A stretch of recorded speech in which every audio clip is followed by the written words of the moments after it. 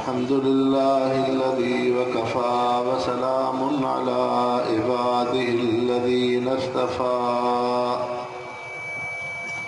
अम्मा बअद फ़अऊज़ु बिल्लाहि मिनश्शैतानिर रजीम बिस्मिल्लाहिर रहमानिर रहीम अल-यौमा अकमलतु लकुम दीनकुम व अतममतु अलैकुम निअमती व रदीतु लकुमुल इस्लाम दीना। क़ाल नबी सल्लल्लाहु अलैहि वसल्लम सतकूनु फी उम्मती सलासुन व सबईन फ़िरक़ा कुल्लुहुम फ़िन्नार इल्ला फ़िरक़तुन वाहिदा। क़ील मन हुव या रसूलल्लाह? क़ाल मा अना अलैहि व अस्हाबी। व क़ाल नबी सल्लल्लाहु अलैहि वसल्लम अलैकुम बिसुन्नती व सुन्नति खुलफ़ाइर राशिदीनल महदीयीन अज़्ज़ू अलैहा बिन्नवाजिज़।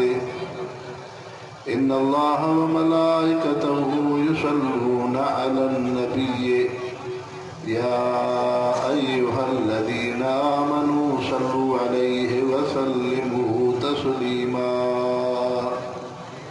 सब दोस्त अहबाब अक़ीदत मोहब्बत सां दुरूद शरीफ पढ़ो।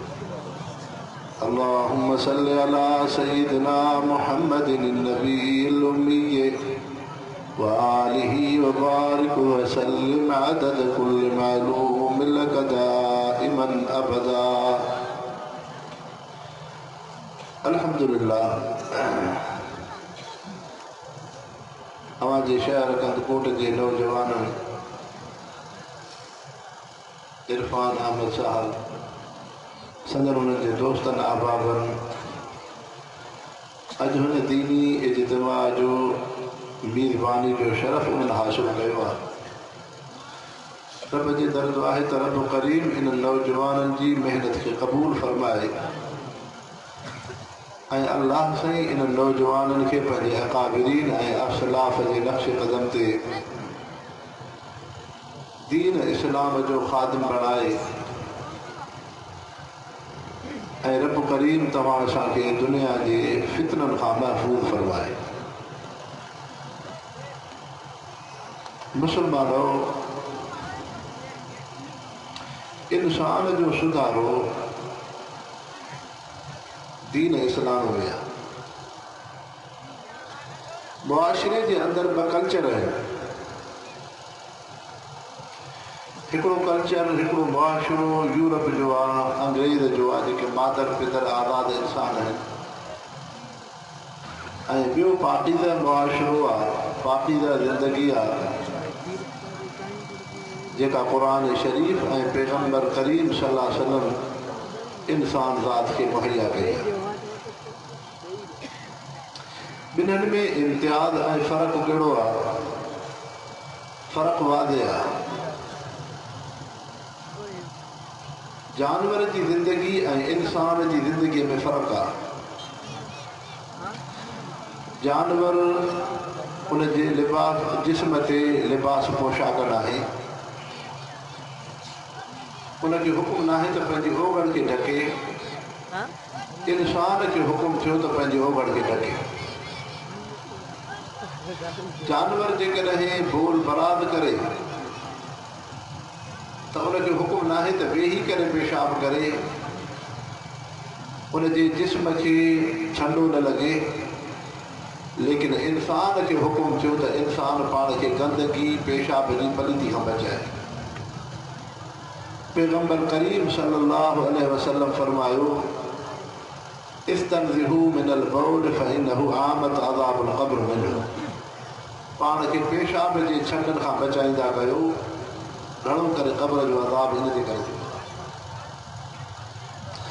जानवर उन मादी जे मथां को नर जुस्ती करे बग़ैर निकाह जे त ज़िना नाहे।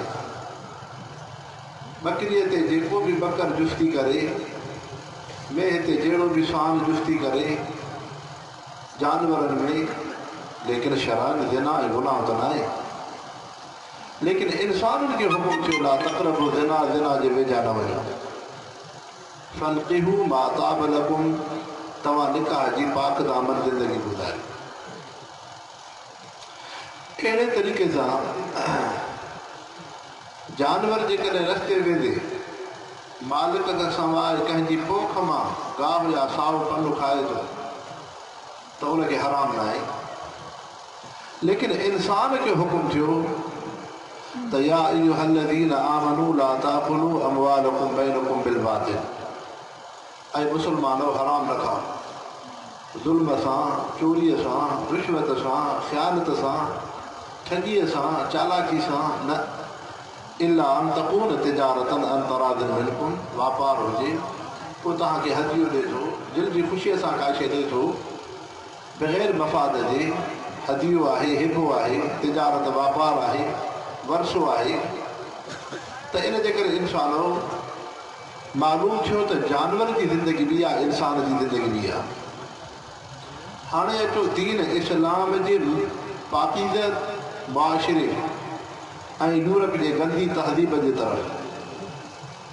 उहे इंसान जन ईमान ऐं क़ल्बो आंदो, जन पंहिंजो ताल्लुक़ दुनिया जी क़ीमती ज़िंदगीअ में क़ुरान शरीफ़ सां रखियो, पैगम्बर करीम सल्लल्लाहु अलैहि वसल्लम सां निस्बत रखी, अल्लाह ऐं उनजो रसूल इंसान खे इंसानियत जी ज़िंदगी सेखारनि था। अव्हां जे जिस्म ते पोशाक क़ुरान शरीफ़ मोहम्मद मुस्तफ़ा जी सीरत तय्यबा सां पई। अव्हां में हया ऐं पाकीज़गी जी ज़िंदगी इस्लाम आंदी। अव्हां जे अंदरि ज़िना ऐं गुनाह खां नफ़रत इस्लाम आंदी। अव्हां खे अबे अमर जी सुञाण इस्लाम ॾिनी। अव्हां खे पाकीज़गी जी ज़िंदगी इस्लाम ॾिनी आहे। तंहिंजे करे यूरोप जो मुआशिरो, जेके इंसान दीन इस्लाम खां आरी ऐं ख़ाली आहिनि, क़ुरान ऐं मुहम्मद मुस्तफ़ा सां उन्हनि जी निस्बत ऐं ताल्लुक़ न आहे, लेकिन शक्ल शबाहत में त इंसान आहिनि, लेकिन ज़िंदगी जानवर वारी। जिस्म ते कपिड़ो हयादारी वारो न आहे, उन औरत जो मथो ढकियल न आहे, उन जे अंदरि आज़ादाना ज़िंदगी आहे। या उहे इंसान ज़िना ऐं शराब सां उन्स रखनि, हराम सां उन्स रखनि, पाकीज़गी जो उन्हनि वटि एहतमाम न आहे जीअं जानवर जी ज़िंदगी आहे। तंहिंजे करे इंसान उहे इंसान जेके क़ुरान ऐं पैगम्बर करीम सल्लल्लाहु अलैहि वसल्लम जे निस्बत ऐं सीरत तय्यबा खां ॿाहिरि आहिनि, चाहे दुनिया जे तायुश ऐश में रहनि था, वॾनि वॾनि महलात ऐं माड़ियुनि में आहिनि, वॾो उन्हनि खे बैंक बैलेंस आहे, दुनिया जे उम्दा सुवालनि ते आहिनि, लेकिन ईमान ऐं क़ल्बो न आहे, ॼण जानवर जी ज़िंदगी आहे। कल अनाम बलहु बदर, जानवर जे जिस्म ते लिबास न आहे, यूरोप जे इंसान जे जिस्म ते लिबास न आहे। जानवर जी ओघड़ ज़ाहिर, यूरोप जे इंसाननि जी ओघड़ ज़ाहिर। जानवरनि जी ज़िंदगी में हिते जहिड़ो शान सुवार थिए, बकरीअ ते जहिड़ो बकर सुवार थिए, यूरोप जे अंदरि बि इहो मुआशिरो आहे। त उहो उते नौजवान जंहिं बि औरत सां ताल्लुक़ रखे, उहा औरत जंहिं बि मर्द सां ताल्लुक़ रखे, उन्हनि वटि ज़िना कबीह ऐं हराम न आहे। जीअं तव्हां असां इंसाननि खे दीन इस्लाम तालीम ॾिए थो त कपिड़े खे पाक रखो, गंदगी खां अवां पाण खे दूर रखो, लेकिन यूरोप जा इंसान ईअं न आहिनि। जीअं मेंह छेड़ो लाहे हुजे, जीअं उहो जानवर पंहिंजो बोल बराद करे, यूरोप जा इंसान बि ईअं आहिनि, न उन्हनि में पाकाई, न उन्हनि में सफ़ाई। तंहिंजे करे दीन इस्लाम वॾे में वॾी नेमत आहे।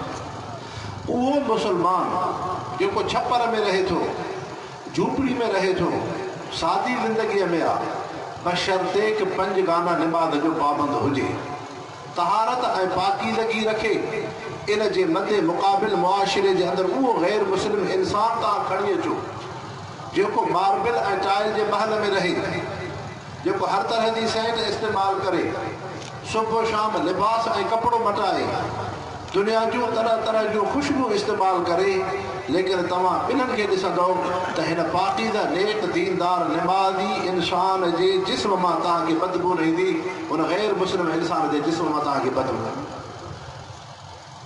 इहो छा आहे? इहो इस्लाम ऐं कुफर जो फ़र्क़ु आहे। तव्हां असां वटि जॾहिं चीनी हुया, चीनी पोइ हिकिड़ो मूंखे दोस्त ॿुधाए पियो, पोइ इहे चीनी जॾहिं हिते वॾो सीपेक ठाहिनि पिया, पोइ उन्हनि वटि इम्पोर्ट शयूं हुयूं, पोइ हिकिड़ी उन्हनि वटि फ्रिज हुई। पोइ हिकिड़ो मुस्लमान बि मुलाज़िम हुयो, उन बि चयो त भला हाणे फ्रिज सस्ती मिले थी, इम्पोर्ट आहे, वॾे ॿाहिरि मुल्क जी आहे, मां उहा वठां। पोइ वठी करे घर में खणी आयो, घर में बि खणी आयो, फ्रिज रखियईं। हाणे घरवारी खे चए त इनखे धोई पोइ साफ़ कजांइ। उहा वीचारी हुनजी घरवारी धोई धोई थकी पई। ख़ैर 8 ॾींहं थिया त उन फ्रिज मां बदबू न वञे, धप न वञे। पर घरवारी पंहिंजे पुरुष खे चयो, मुस्लमान हिते कहिड़ो तूं ढूंढ खणी आयो आहे? बज़ाहिर उन में का शइ कान हुई, पर उन गैर मुस्लिम चीनी जेका इस्तेमालु कई हराम कंदा आहिनि। हराम शयुनि जे खाइण जी नवसत इहा थी पई, उहो हराम को उन्हनि पंहिंजी फ्रिज में रखियो हो। हाणे उहा माई साहिब फ्रिज में 8 ॾींहं धोई धोई उनखे थकी पई, उनजी बदबू धप ख़तमु न थी, बिल आख़िर उन्हनि खे घर मां ॿाहिरि उछलाए। इंसानो इहो छा आहे? मुस्लमानो दीन ईमान वॾे में वॾी नेमत आहे। इस्लाम जहिड़ी का दौलत ई कोन्हे, तंहिंजे करे मुआशिरे जो सुधारो इस्लाम सां आहे। ॾिसो तव्हां दुनिया जे अंदरि, पूरी दुनिया में मुल्क आहिनि, रियासतूं आहिनि। हर मुल्क हर रियासत जे अंदरि इहा कोशिशि आहे त मुआशिरे जे अंदरि गुनाह न थिए, चोरी न थिए, ज़ुल्म न थिए, खून न थिए, बदमली न थिए, इंसान जी जान माल इज़त आबरू महफ़ूज़ हुजे। बुनियादी शइ आहे। तव्हां वटि सरकारी निज़ाम आहे, इन जी छा? उन्हनि सरकारी निज़ाम जे अंदरि इहा आहे त इंसान जी जान माल इज़त आबरू महफ़ूज़ हुजे, लेकिन बावजूद इन जे न इंसान जी जान महफ़ूज़ आहे, न इंसान जो माल महफ़ूज़ आहे, न इंसान जी इज़त आबरू महफ़ूज़ आहे। लेकिन इंसान जो सुधारो आहे क़ुरान शरीफ़ सां। अचो क़ुरान पाक जे तरफ़, त क़ुरान शरीफ़ कहिड़ी तहदीब, कहिड़ो मुआशिरो ॾिठो। मुस्लमानो क़ुरान शरीफ़ इंसान जे अंदर जो इस्लाह थो करे त इंसान पंहिंजी दिलि में ख़ौफ़ ख़ुदा पैदा करे, दुनिया में कंहिंसां ज़ुल्म न कर, कंहिंजी हक़ तलफ़ी न कर, कंहिं पाड़े वारे खे न ईंदा। जंहिं दीन इस्लाम सां तव्हां असांजी वाबस्तगी आहे, उहो दीन इस्लाम इहा तालीम थो ॾे, जेकॾहिं तुंहिंजे पाड़े में हिकिड़ो गैर मुस्लिम काफ़िर आहे, उहो पंहिंजे कुफ्र ऐं शिरक जे दायरे में आहे, लेकिन इस्लाम जे ख़िलाफ़ साज़िशूं नथो करे। न क़ुरान शरीफ़ जे ख़िलाफ़ साज़िश, न मुहम्मद मुस्तफ़ा जे ख़त्म नबूवत जे ख़िलाफ़ साज़िश, न मदारिस मसाजिद जे ख़िलाफ़ साज़िश, न उम्मत मुस्लिम जे ख़िलाफ़ साज़िश। उहो पंहिंजे कुफ्र जे दायरे में आहे। जीअं तव्हां असांजे पाकिस्तान जे अंदरि हिंदू वाणे आहिनि, पाकिस्तान में रहनि था, अक़लियत बिरादरी आहे। हाणे मुआशिरे जे लिहाज़ सां इन गैर मुस्लिमनि इंसाननि जा हुकूक दीन इस्लाम एतिरा त ॾिना आहिनि, जीअं तव्हां असां मुस्लमान पाड़ेसरी मुस्लमान जी देखभाल कयूं, तीअं तव्हां मुस्लमाननि जे मथां फ़रीज़ो आहे उन गैर मुस्लिम इंसान जी बि देखभाल कयो। जेकॾहिं गुरबत में आहे, तव्हां उन्हनि जी जाइज़ मदद कयो। बीमारी में आहे, तव्हां उन्हनि जी तीमालदारी कयो। कंहिं मुश्किल ऐं उन जी तकलीफ़ में आहे, तव्हां इंसान हुननि सां हमदर्दी कयो। हज़रत सलमान फारसी रज़ी अल्लाह अन्हु हुज़ूर पाक सल्लल्लाहु अलैहि वसल्लम जो सहाबी आहे। मदाइन में वाली थो थिए, ईसाई जी गाह जी भरी आहे। हुन राहगीर इंसान ॾिसी सहाबीअ खे चयो, मूंखे भरी खणाए। हज़रत सलमान रज़ी अल्लाह अन्हु पैगम्बर करीम सल्लल्लाहु अलैहि वसल्लम जे सहाबीअ पंहिंजो तारीफ़ न करायो, छो त इस्लाम में त तकल्लुफ़ात आहिनि कोन, सादगी जी ज़िंदगी आहे। मन तवाज़अ लिल्लाहि रफ़अहु अल्लाह, जेको निवड़त कंदो रब हुनखे बुलंद कंदो। सहाबीअ सॻोरे उन ईसाईअ खे चयो, तुंहिंजी गाह जी भरी मां थो खणां। सहाबी सॻोरे गाह जी भरी कयो, चए मूंखे रस्ते में मजबूर न कंदे, चए न कंदो। जॾहिं बाज़ार खां सहाबी सॻोरो हलियो, जेको हुन शहर जो वाली हुक्मरान हो, त दुकानदार उथी बीठा। ईसाई पुछणु लॻो त ख़ैर आहे? चए हे पैगम्बर करीम सल्लल्लाहु अलैहि वसल्लम जो सहाबी आहे, हिन शहर जो वाली हुक्मरान आहे, उनजे एहतराम ऐं अदब में उथी बीठा। तो ईसाई सहाबी की खिदमत में आयो, साईं मां गलती थी भई, मां तव्हांखे आम इंसान सम्झो, पर हाणे ख़बर पई आहे त तव्हां पैगम्बर करीम सल्लल्लाहु अलैहि वसल्लम जा सहाबी आहियो ऐं तव्हां हिन शहर जा वाली ऐं हुक्मरान हो, तंहिंजे करे मुंहुं जी गाह जी भरी तव्हां न करो। साहबी सगुरे फरमायो, न जॾहिं तुंहिंजी गाह जी भरी खई हल तोसां शर्त हो त तुंहिंजे घर जे दरवाज़े ते लाहियो। हाणे जॾहिं घर जे दरवाज़े ते रखियो, उहो ईसाई खिदमत में आयो, साईं मूंखे माफ़ी मिले। समझो मुसलमानो, दीन इस्लाम छा आहे। हज़रत सलमान फारसी रज़ी अल्लाह अन्हु पैगम्बर करीम सल्लल्लाहु अलैहि वसल्लम जे सहाबी उन ईसाईअ खे फरमायो त माफ़ी जी ज़रूरत न आहे। उहो सलमान जेको फारिस खां निकिरी मके में आयो, पैगम्बर करीम सल्लल्लाहु अलैहि वसल्लम जी सोहबत अक़दस में रहियो ऐं उन अल्लाह जे रसूल दीन इस्लाम जी नेमत ॾिनी ऐं जंहिं अल्लाह जे रसूल इहा तालीम ॾिनी त निमाज़ पढ़ी रब खे राज़ी कयो, क़ुरान पढ़ी रब खे राज़ी कयो, हज करे रब खे राज़ी कयो, इबादतूं करे रब खे राज़ी कयो, उहो अर्श वारो रब इंसान ज़ात जी ख़िदमत सां बि राज़ी थींदो आहे। इन जे करे अॼु जेकॾहिं सलमान ईसाई इंसान जी गाह जी भरी मथे ते खई आहे त सलमान मोहम्मद मुस्तफ़ा जे फ़रमान ते अमल कयो आहे, तंहिंजे करे माफ़ीअ जी ज़रूरत कोन्हे। इहा असांखे नबीअ जी तालीम आहे, तव्हां इंसान ज़ात जी ख़िदमत कंदो त अर्श वारो रब तव्हां खां राज़ी थींदो। मुसलमानो ॾिसो इहा कहिड़ी शइ आहे। तंहिंजे करे मुसलमानो, इस्लाम तव्हां असांखे इहा थो तालीम ॾे त मुसलमान जी ज़िंदगी उनजो किरदारु नुमायान अल मुस्लिम मन सलिम अल मुस्लिमून मिन लिसानिही व यदिही, उहो मुसलमान आहे जेको ज़ुबान हथ सां कंहिंखे न ईंदी आहे। तव्हां असां ॾिसूं था रियासत जे अंदरि ग़रीब इंसान जेके पंहिंजे घरनि झुगनि में वेठा हुआ, लेकिन रहम न हुजण जे करे उन्हनि जे झुगनि खे मुतासिर करे वियो। उन्हनि जे उन हीअ ग़रीब जेकी हुया, उन्हनि जा घरड़ा झूपड़ियूं उहे मुतासिर थियूं। कई मासूम ॿारड़ा अखियुनि मां लुड़क हारींदा रहिया, के क़ुरान पाक जो हथनि में खयो, के न्याणियूं रोड रस्ते ते आयूं, लेकिन रहम इंसान न आहे। हुते हज़रत उमर रज़ी अल्लाह अन्हु, उहो हुज़ूर पाक सल्लल्लाहु अलैहि वसल्लम जो सहाबी आहे, जॾहिं ख़लीफ़ो मुंतख़िब थिए थो, ख़बर पए थी त मिस्र जे शहर जे मिस्र जे अंदरि दरियाह जी वट ते हिकिड़ो यहूदी गुरबत ऐं फ़क़ीरी जी ज़िंदगी थो गुज़ारे, जेको बुख ऐं फ़ाक़े में आहे। हज़रत अमर बिन आस रज़ी अल्लाह अन्हु मिस्र जा वाली आहिनि। हज़रत उमर बिन ख़त्ताब रज़ी अल्लाह अन्हु ख़लीफ़तुल मुस्लिमीन अमर बिन आस खे मदऊ करण खां ख़िदमत में अचे थो।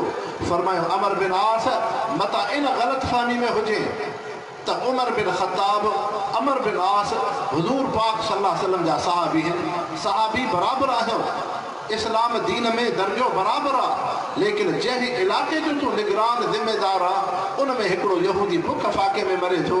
जे इहो तड़पी तड़पी फ़ौत थियो त उमर बिन ख़त्ताब अमर बिन आस क़यामत जे ॾींहुं रब खे जवाबु न ॾेई सघंदा। ॾिसो इहो छा हो, इहो ख़ौफ़ ख़ुदा हो, क़ुरान जो रंग हो, मोहम्मद मुस्तफ़ा जी सोबत ही। हाणे हज़रत उमर बिन ख़त्ताब रज़ी अल्लाह अन्हु उन हिकिड़े यहूदीअ जी गुरबत ऐं फ़ाक़े खे ॾिसी पंहिंजी 22 लख मुरब मील रियासत में कानून था पास करनि त जेके बि ग़ैर मुस्लिम इंसान या कमज़ोर ग़रीब तबिक़ो आहे, जेको बुख फ़ाक़ो नथो लाहे सघे, हाणे उन्हनि जो वज़ीफ़ो माहाना हज़रत उमर रज़ी अल्लाह अन्हु बैतुल माल मां अदा कंदो। हिकिड़े यहूदीअ जे करे पैगम्बर करीम सल्लल्लाहु अलैहि वसल्लम जो सहाबी ख़लीफ़तुल मुस्लिमीन हज़रत उमर रज़ी अल्लाह अन्हु पंहिंजी रियासत में कानून था पास कनि। इंसानो जो दीन इस्लाम छो कुफ्र इस्लाम खां ॾुजे थो? उन्हनि खे ख़बर आहे त इस्लाम जी रोशनाई अहिड़ी आहे, इस्लाम जो मुआशी निज़ाम अहिड़ो आहे, इस्लाम इंसान ज़ात खे तक़द्दुस एहतराम अहिड़ो ॾिनो आहे जो दुनिया जो को बि कल्चर, को बि माशरो नथो ॾेई सघे। इन जे करे बेदीन क़ुवतूं उन दीन इस्लाम खे मुनहदिम करण जे लाइ पोयां आहिनि। तंहिंजे करे अल्लाह साईं फरमायो, इन दीन इंदल्लाह इस्लाम, जे मज़हब दीन आहे त इस्लाम ई आहे। अल्हम्दुलिल्लाह अल्लाह साईं तव्हां असांखे इस्लाम क़ल्ब जी दौलत ॾिनी आहे ऐं ख़ासि तरह सां तव्हां असांजे पाकिस्तान बरे ज़मीन जे अंदरि असांजे अकाबरीन बुज़ुर्गान दीन, जीअं तव्हां असांखे निमाज़ जी दौलत ॾिनो, कुरान पाक सां वाबस्तगी ॾिनो, ज़िक्र अज़कार जी नेमत ॾिनो, ईअं तव्हां असांखे असलाफ़ ऐं बुज़ुर्गनि दीनी माहौल बि मुहैया कयो आहे। ॾिसो तव्हां मिस्र इस्लामी मुल्क आहे, उतां जा कारी तव्हांजे पाकिस्तान में आयल आहिनि। हिते दीनी इज्तिमाअत में उहे जेके कारी साहिबान रुकू पढ़ंदा, लेकिन तव्हां सामईन ॿुधंदड़ इंसान, तव्हांजे चेहरनि ते मुहम्मद मुस्तफ़ा जी सुन्नत आहे, तव्हांजो मथो टेकियल आहे। केॾो हिते दीन जो मुआशिरो आहे। तव्हां असांजे अंदरि अकाबिरीन बुज़ुर्गान दीन अल्लाह वारनि ऐं आलिमनि एतिरी त दीन जी महिनत कई, जेकॾहिं हिकिड़ो नात पढ़ंदड़ मौलूद चवंदड़ जे उनजे चेहरे ते सुन्नत न हूंदी आहे त दीनी हल्को उनखे उन निगाह सां नाहे ॾिसंदो जेको उनजो मक़ाम हुजणु खपे।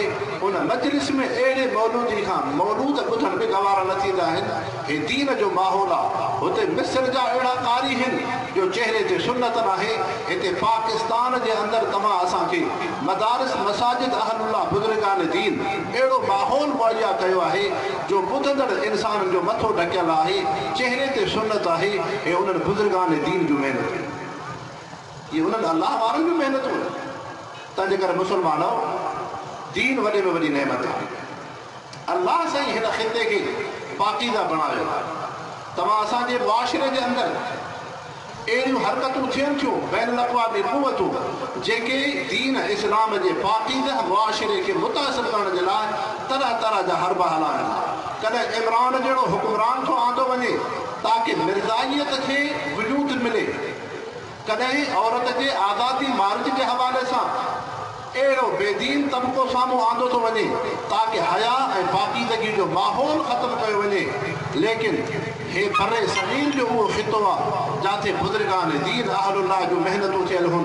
हे तव्हांजो ख़ितो हज़रत अमीर मुआविया रज़ियल्लाहु अन्हु पैगंबर करीम सल्लल्लाहु अलैहि वसल्लम जे सहाबी जे ख़िलाफ़ जो हिसो मोहम्मद बिन क़ासिम सन हिजरी 90 में फतह थो करे। हिते उहे असलाफ़ बुज़ुर्गान दीन आहिनि जॾहिं दारुल उलूम देवबंद जो बुनियाद थो पए। हज़रत मौलाना क़ासिम नानोतवी रशीद अहमद गंगोही रहमतुल्लाह अलैह सिंध जे अंदरि मौलाना अब्दुर्रहमान सखरवी जी ख़िदमत में अचनि था।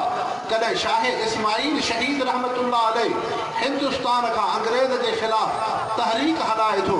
तव्हां असांजे सिंध धरतीअ जे अंदरि दरगाह पीर बोट शरीफ़ मां हज़रत रोज़े धणी रहमतुल्लाह अलैह शाह इस्माइल शहीद सां बाह बेली थी करे दीन इस्लाम जा मुहाफ़िज़ ऐं चौकीदार थियनि था ऐं पंहिंजे मुरीदनि ऐं फ़क़ीरनि में हुर्र मुजाहिद जी जमात जो बुनियाद था रखनि। हे सिंध धरतीअ जा असलाफ़ ऐं बुज़ुर्ग। त मुस्लमानो, अर्ज़ु करण जो मक़सदु हीअ आहे तव्हां असांजे अंदरि रब्त उलमा सां ज़रूरी आहे। ख़ासि तरह सां नओं नसल नौजवान जेके इन हीअ नौजवान जमात सां वाबस्ता आहिनि, मां उन्हनि खे दिली मुबारक ॾियां थो। तव्हां मुबारकुनि जे लाइक़ हो जो तव्हांजी जवानी इस्लामी नज़रिए, इस्लामी सोच, सहाबा इकराम जी सीरत तय्यब, अखलाक़ हसन ऐं दीन इस्लाम जे पाकीज़ा मुआशिरे उलमा ऐं बुज़ुर्गान दीन जे निगरानी में गुज़रे थी। तव्हां ख़ुशि नसीब हो। इन जे करे मुस्लमानो, हिन ख़िते खे अल्लाह से इस्लाम जो महवर ऐं मरकज़ बणायो आहे। जॾहिं ज़ालिम बरतानिया अंग्रेज़ खिलाफ़त उस्मानिया जे ज़वाल खां बाद बर्रे सगीर जी तरफ़ रुख कयो, हिते दीन ऐं क़ुरान आहे, हया ऐं पाकीज़गी जो मुआशिरो आहे। उन वक़्त में अंग्रेज़ इन शइ जो एतराफ़ ऐं इक़रार कयो त जहिड़ो बर्रे सगीर जे अंदरि हया जो माहौल आहे, जहिड़ो बर्रे सगीर जे अंदरि पाकीज़गी जो माहौल आहे, जहिड़ो बर्रे सगीर जे अंदरि अमुन ऐं उन ईमान जो माहौल आहे, जहिड़ो बर्रे सगीर जे अंदरि उन दीन इस्लाम जूं रौनकूं आहिनि, त अंग्रेज़ इक़रार थो करे त बराबरि क़ुरान दीन जूं हिते बरकत आहे। अॼु इहा आज़ादी भारत जे हवाले सां बेदीन बेहयाई जो कल्चर तव्हां असांजे साम्हूं आणे असांजे 22 करोड़ उन पाकिस्तान जे आबादीअ खे मुतासिर थो कयो वञे। हे पाकिस्तान ला इलाहा इल्लल्लाह ते वजूद में आयो। हितां जो आइन इस्लामी आहे। हिते बुज़ुर्गान दीन मदारिस ऐं हिकिड़े मज़हब सां दीन इस्लाम सां वाबस्तगी रखंदड़ अवाम आहे। कॾहिं बि हिते बेहयाई ऐं बद अख़लाक़ी वारो कल्चर पाकिस्तान जे अवाम उन्हनि खे हिते ॾिसणु बर्दाश्त न कंदो। कॾहिं बि अहिड़ा मनसूबा उन्हनि जा उहे कामयाब न थींदा जेसीं ताईं तव्हां असांजो ताल्लुक़ उलमा सां हूंदो। इहा जमियत उलमा इस्लाम नौजवाननि जी जमात जमियत ऐं अहिड़े तरीक़े सां मदारिस दीनिया अहलुल्लाह ऐं उलमा सां निस्बत हूंदी यकीनन तव्हां असांजो मुआशिरो हया ऐं पाकीज़ वारे वारो बणिबो। पैगम्बर करीम सल्लल्लाहु अलैहि वसल्लम फरमायो अल ईमान बिदअ व सितून शोबतन वल हया मिनल ईमान। ईमान जे सुञाण जूं 72 निशानियूं आहिनि, वॾे में वॾी सुञाण हया हुआ। इहो अहिड़ो मुआशिरो जंहिंमें औरत जे मथे ते रओ न हुजे, रोड रस्ते ते अचे अजीब अजीब बेहयाई जा पोस्टर साम्हूं आंदा वञनि, इहो हया ऐं पाकीज़गी न आहे। दीन इस्लाम जी दिलादारी आहे, उम्मत मुस्लिम जी दिलादारी आहे। पैगम्बर करीम सल्लल्लाहु अलैहि वसल्लम त ईअं फरमायो त ईमान जूं 72 सुञाण जूं निशानियूं आहिनि, वॾे में वॾी ईमान जी सुञाण जी हया निशानी आहे। ऐं मुस्लमानो हया कहिड़ी शइ आहे, पाकीज़गी कहिड़ी शइ आहे? पैगम्बर करीम सल्लल्लाहु अलैहि वसल्लम जे आॾो सहाबा जी जमात आहे। हुज़ूर अनवर सल्लल्लाहु अलैहि वसल्लम सहाबा खे फरमायो मुंहिंजी उम्मत में दौर ईंदो, बेहयाई घणी थींदी, ज़िना बदकारी घणी थींदी। पोइ फरमायो हिकिड़ो हयादार इंसान हूंदो जंहिंखे एतिरो हया हूंदो, ईमान जी अहिड़ी दौलत हूंदी जो कंहिं गुनाह बदकारी कंदड़ इंसाननि खे ॾिसी चवंदो हल्ला फालतुम वराल जिदार, हल्ला फालतुम वराल जिदार। तव्हांखे बदकारी गुनाह त करिणो हो पर ओट में कयो हा, ॿिया इंसान न ॾिसनि। महबूब मुस्तफ़ा सहाबा इकराम रिज़वानुल्लाह अलैहिम अजमईन खे फरमायो जंहिं उम्मती खे एतिरो हया हूंदो उन उम्मतीअ जो उन वक़्त में दर्जो ईअं हूंदो जीअं अॼु सहाबा में अबू बकर सिद्दीक़ जो दर्जो। अल्लाह से तव्हां असांखे क़ुरान ऐं पैगम्बर करीम सल्लल्लाहु अलैहि वसल्लम जी सीरत तय्यब दीन इस्लाम वारो हया नसीब फरमाए। अल्लाह से बेहयाई बद अखलाक़ी जे मुआशिरे खां तव्हां असांजी हिफ़ाज़त फरमाए। ख़ासि तरह सां नए नस्ल खे अल्लाह साईं क़ुरान ऐं महबूब मुस्तफ़ा जी सीरत तय्यब सां आबाद फरमाए। रब करीम हिन नौजवाननि जी महिनत खे शर्फ़ क़बूलियत अता फरमाए। अल्लाह साईं तव्हां असांजो रब्तो ऐं ताल्लुक़ उलमाए हक़ ऐं उलमाए दीन बुज़ुर्गान दीन सां वाबस्तगी रखे। वमा अलैना इल्लल बलागुल मुबीन। हाणे दस्तार फज़ीलत थींदी।